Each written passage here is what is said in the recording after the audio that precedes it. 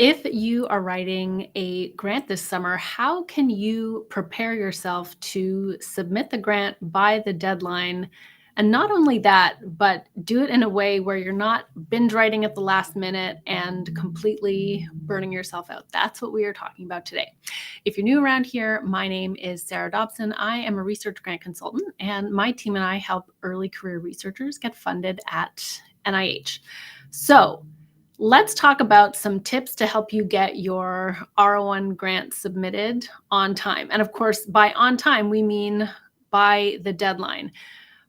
But as I said earlier, that also means doing it in a way that doesn't kind of set you up for failure with everything else that you have going on at the same time, right? And so whether we're talking about this in the context of writing over the summer to submit in the fall, or really any other time that you're writing an R01 grant, what we really need to establish is a project management plan, right? And I know that doesn't sound very exciting, but it's going to save you a lot of headaches in the long run.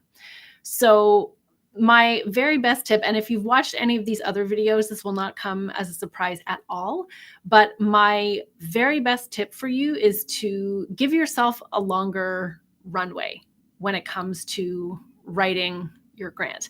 And that is because most PIs dramatically underestimate the amount of time that it actually takes them to write an R01 size and scope grant, especially if you're in the early stages of your career. And that's because oftentimes you're not just writing an R01 scope grant, you're also simultaneously learning the ropes of how to write an R01, all of the guidelines and requirements and paperwork and hoops you have to jump through, right? That is a project in and of itself.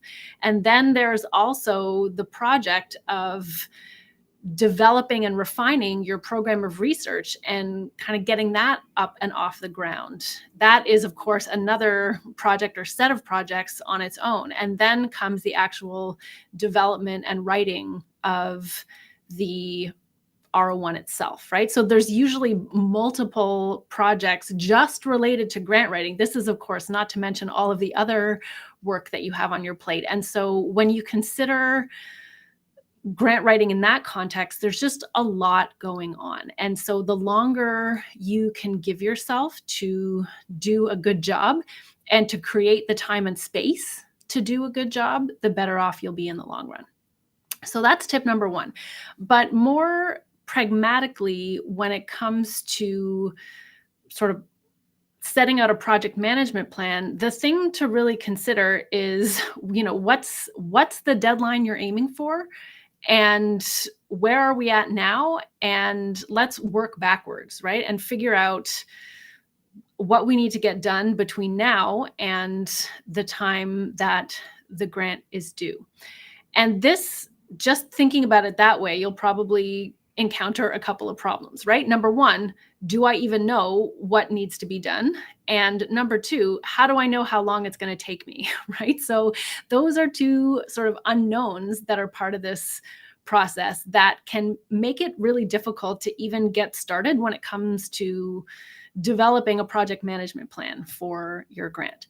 And so the way to think about those are, first of all, when it comes to the amount of time it's going to take you to write a grant, some of that is malleable, let's say, right? You can actually just decide, this is how long it's going to take me to write this section of the grant. And as long as you lay the groundwork for yourself to be able to focus and actually only use that time for, let's say, writing an Ames page and not writing emails or doing a lit review or scheduling a meeting or any other thing. If you can just say, I'm going to give myself 90 minutes to write a first draft of my Ames page, and you just block everything else out and do it, that could be how long it takes you, right? That is an option for you. So it's not this sort of unknown entity that has a life of its own and that it took all this time from you. You can set boundaries around the amount of time that something takes, but that also means that you have to actually do the thing in the time that you've set aside. And that is a whole other that is a whole other thing that we're not going to be talking about today. But I just wanted to point out that some of this is controllable, right? In fact, a fair chunk of it is controllable. When it comes to figuring out the different parts that need to get done to write an R01, that's also knowable and controllable, right? In terms of the guidelines that you have available to you on the NIH website and all of the different components and pieces that are a part of an R01 sized grant. And I always recommend in the courses that I teach and the workshops that I run, reading the guidelines is step one, right? You have to know what you're getting yourself into and understand what those requirements are, not just so that you can ensure that you're submitting a complete application that doesn't get booted out of the competition because it's not complete, right?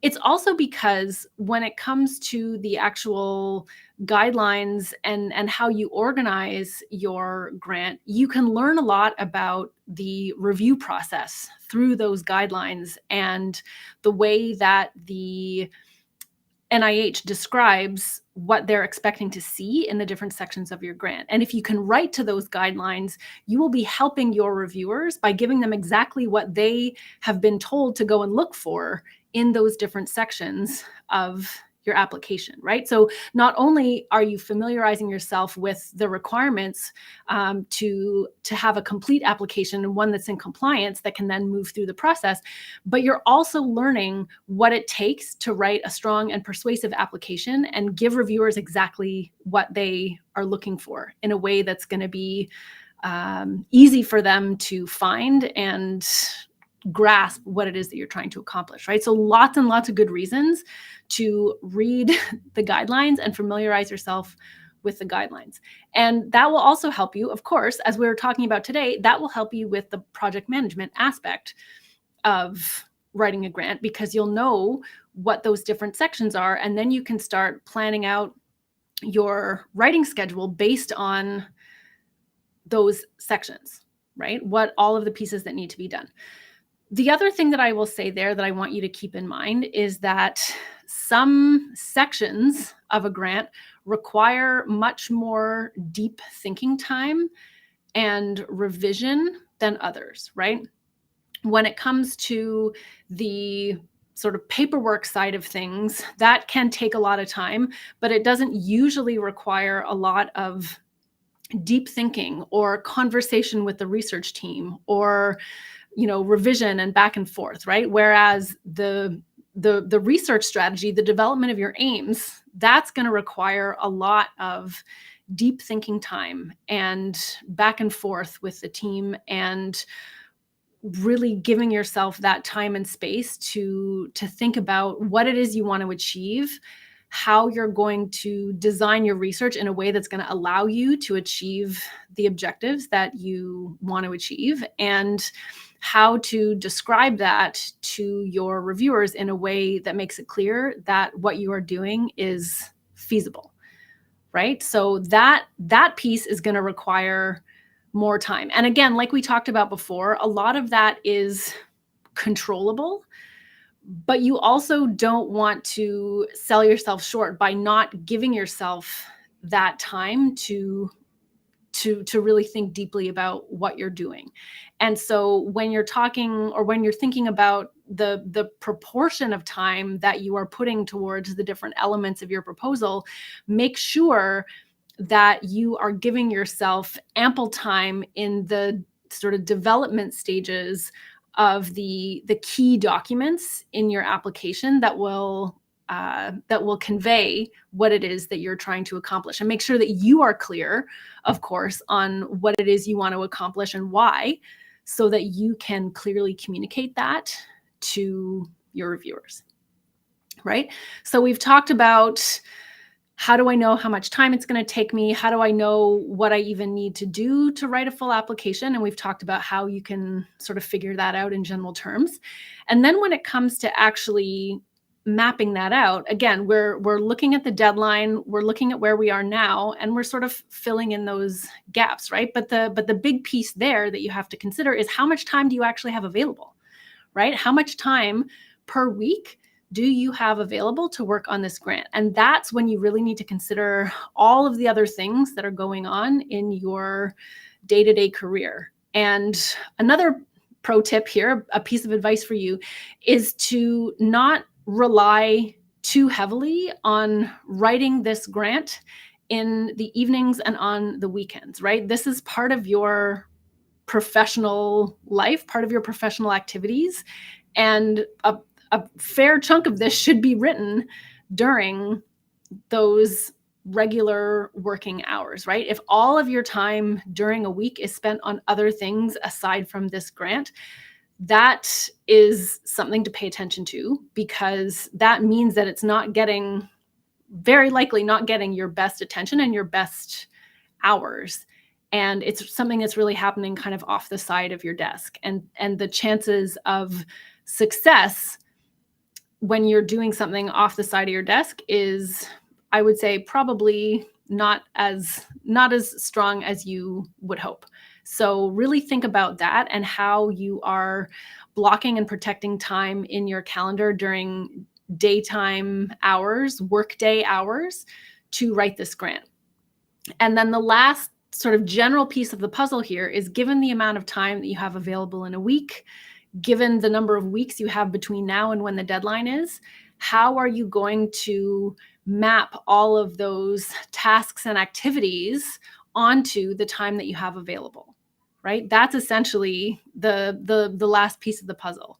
But the final element of making sure that that all works is actually showing up during those scheduled blocks of time where you've assigned a particular task to that block of time.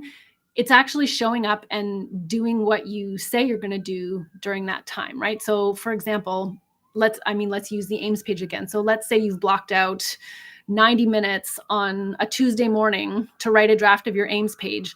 And somebody comes and says, well, this is the only time I have available to meet is Tuesday morning. And you say, oh yeah, sure, I can just move my grant writing time to another block. You've just gone and removed that from your grant writing schedule, and you're either going to have to find time somewhere else or squeeze it into a different block of time. And you're not protecting that in the way that you ought to be protecting it to be able to move the project forward, right? So if you're always scheduling over, or you get to a block of time and you say, I don't really feel like doing this, that's when the project plan falls apart, right? Because everything you've mapped out, everything you've taken the time to so meticulously map out, if you get to that time and you don't actually do what you say you're going to do, the plan completely falls apart, and you're either going to have to spend more time redoing the plan or just start winging it. And that's when we get into binge writing. That's when we get into burnout. And that's when we get into really scrambling because you don't have a plan anymore. So those are some tips and really things to think about as you are creating a plan to write your next R01 this summer, or really truly any other time. But if you are planning to write this summer, if you're watching this in real time, we have our grant funding formula self-paced course available for you as a guide to write this summer. And if you're interested in learning more about that, you can read the description underneath this video and go check it out. All right, see you next time.